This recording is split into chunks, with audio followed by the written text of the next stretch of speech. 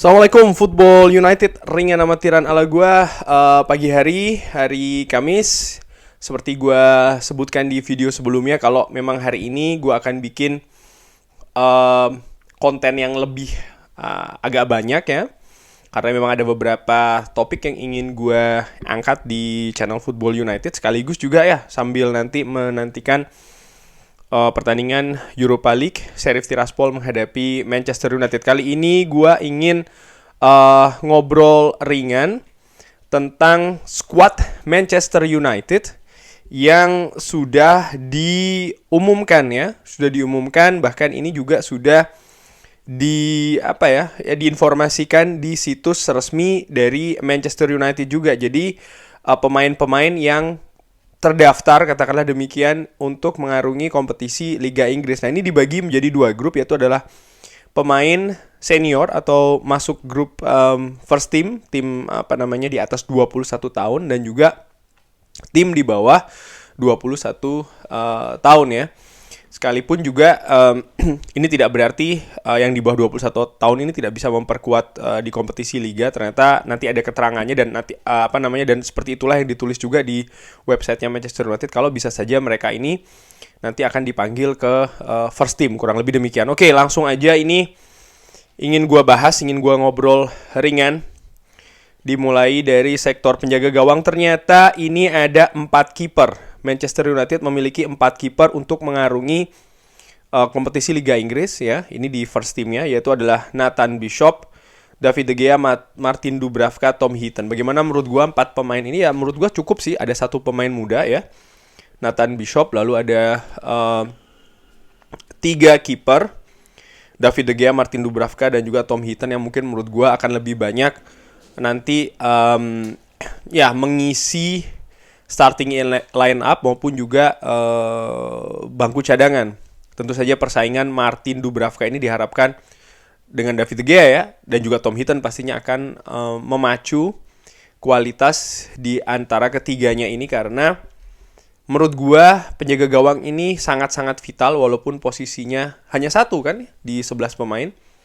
Tapi kalau penjaga gawang ini tidak bermain dengan bagus, sering blunder dan lain-lain, ya tentu saja bisa langsung mempengaruhi hasil dari pertandingan. Dan ini juga yang diperlihatkan oleh David De Gea beberapa musim, utamanya musim lalu ya, bagaimana dia banyak sekali aksi-aksinya ini langsung berpengaruh ke poin Manchester United. Oke. Lini belakang. Diogo Dalot, Victor Lindelof, Harry Maguire, Tyrone Malacia, Lisandro Martinez, Luke Shaw, Axel Tuanzebe, Rafael Varane, Aaron Wan-Bissaka, dan Brandon Williams. Ya kalau ini gue lihat sektor back tengah, Harry Maguire, Victor Lindelof, Lisandro Martinez, ada Axel Tuanzebe di sana, dan pastinya ada juga Rafael Varane ya. Nah, Axel Tuanzebe ini sih menurut gue yang nampaknya akan harus berjuang betul untuk mendapatkan posisinya. Mudah-mudahan dia akan bisa mendapatkan menit bermain di Carabao contohnya ya. Cuman gua sih melihat Axel Tuanzebe ini tidak masuk skema sih dari Erik ten Hag. Ini terlihat betul ketika pre-season musim lalu sempat dipinjamkan ke Napoli ya kan, dan awal musim ini dikabarkan memang dia ini menjadi salah satu pemain yang memang ingin dilepas oleh Manchester United. Cuman ternyata yang lepas ini adalah seorang Eric Bailly. Yang menarik tentu saja nama Phil Jones ini sudah tidak ada ya di tim utama.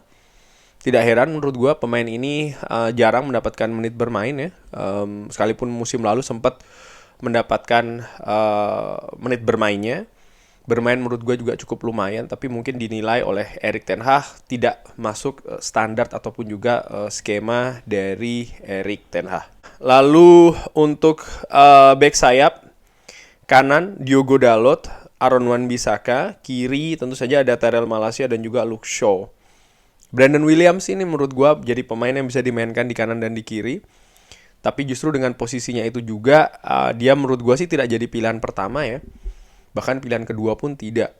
Dia harus berjuang betul Brandon Williams ini, dan menurut gue bersama dengan Axel Tuanzebe bukan tidak mungkin akan memang diplot mungkin sebagai pemain mungkin yang akan dilepas ya, mungkin bisa jadi bulan Januari atau bakal musim panas tahun depan. Tapi tetap dibutuhkan saat ini melihat jadwal pertandingan yang akan sangat ketat ya, terutama menuju Piala Dunia dan juga nanti setelahnya. Segalanya bisa saja terjadi. Maksud gue begini, pemain yang cedera ya kan, dan lain-lain, cedera mungkin juga cedera dari ringan, sedang sampai juga panjang, sehingga semua komponen squad seperti yang dikatakan oleh Erik ten Hag ini akan sangat berpengaruh satu dan yang lainnya. Bukan hanya di Carrington ketika berlatih ya, tapi juga yaitu tadi kesiapan ketika pemain-pemain yang diproyeksikan mungkin posisinya atau pilihan pertama maupun pilihan kedua ini cedera ya, maka pemain yang ada di pilihan ketiga, katakanlah Brandon Williams ataupun juga Axel Tuanzebe ini harus siap dimainkan. Pemain-pemain lain sih menurut gue ini sudah cukup sering dibahas, sudah cukup sering bermain ya. Gue nggak perlu membahas lebih lanjut ya. Victor Lindelof, termasuk juga Harry Maguire, Luke Shaw juga, Rafael Varane. Menurut gue mereka ada di posisi untuk memberikan kompetisi kepada pemain yang sekarang memperkuat starting 11. Katakanlah Rafael Varane, Lisandro Martinez, Tyrell Malacia, dan juga Diogo Dalot. Karena tanpa kompetisi di dalam sebuah squad ya, menurut gue sangat sulit untuk bisa memaintain atau bahkan menaikkan kualitas individu maupun juga kolektif.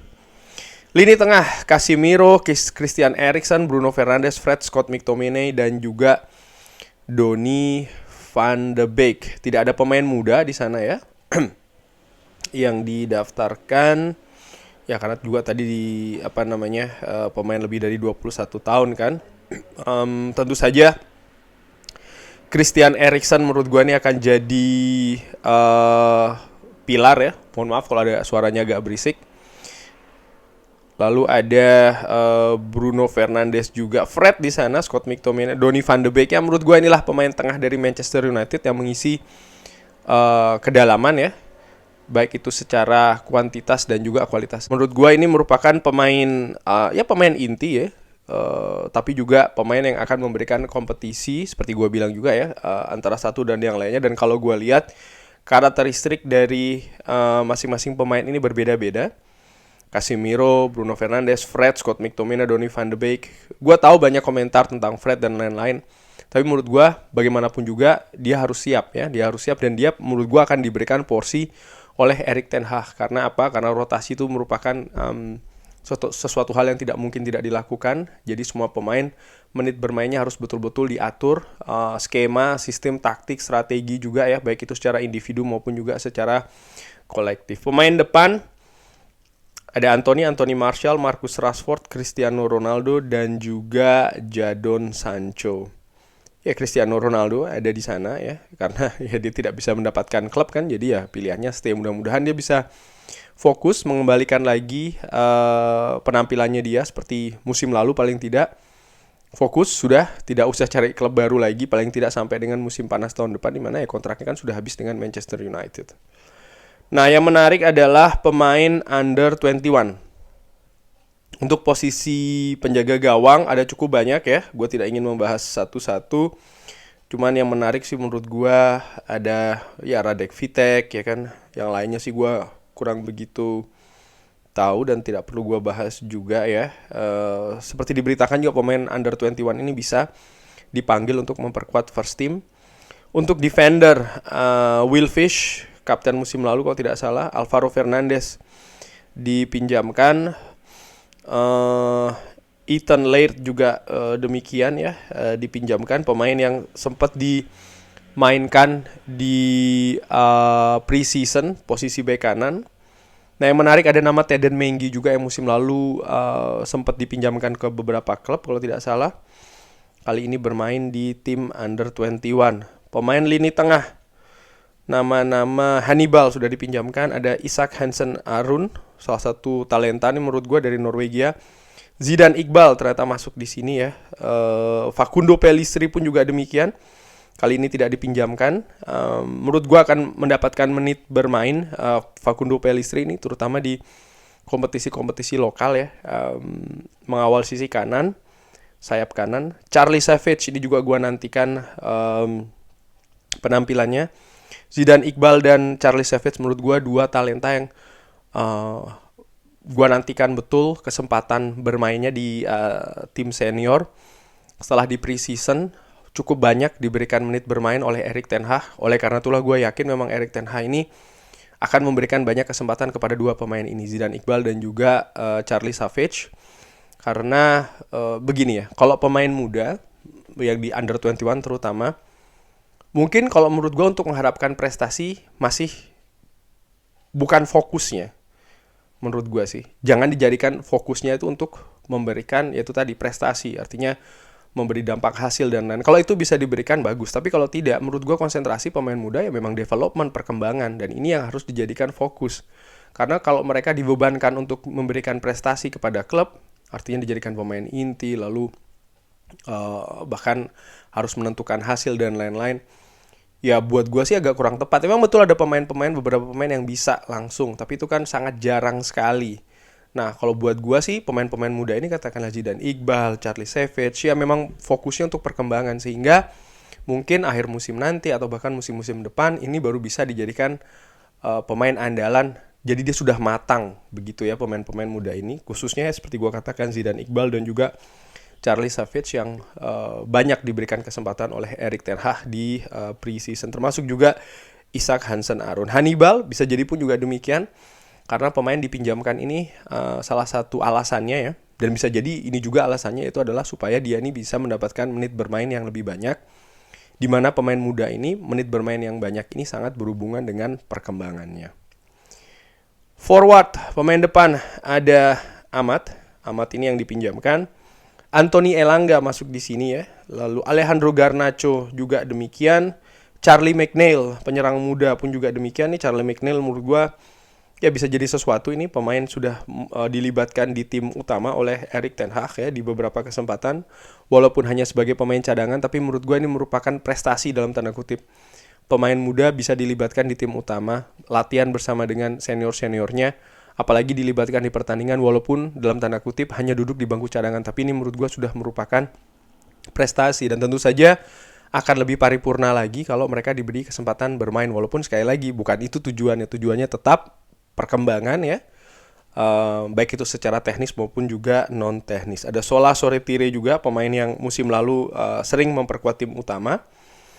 Yang menarik, dan ini sering ditanyakan banyak sobat Football United dan akan gua bahas terakhir ini ya, tentu saja ada nama Mason Greenwood di sana.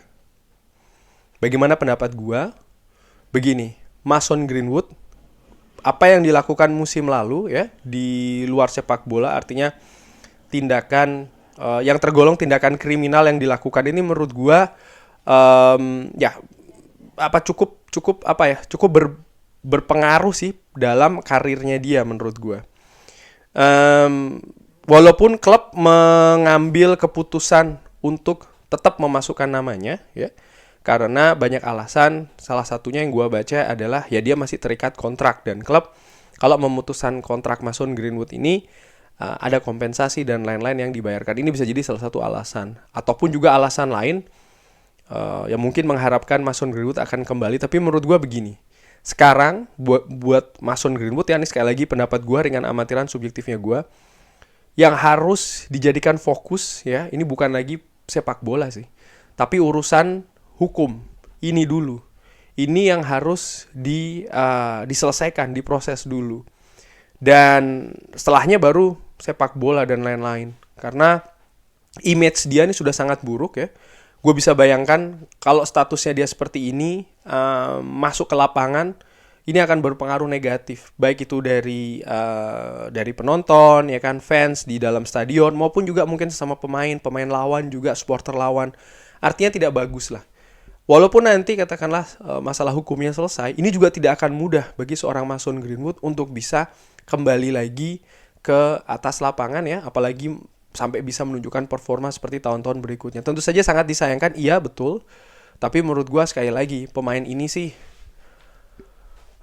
gimana ya? Karena ada image klub juga nanti yang akan dibawa oleh sang pemain. Oke, soal masalah kualitas dan lain-lain, gue lebih melihat begini, pemain sepak bola itu banyak gitu loh.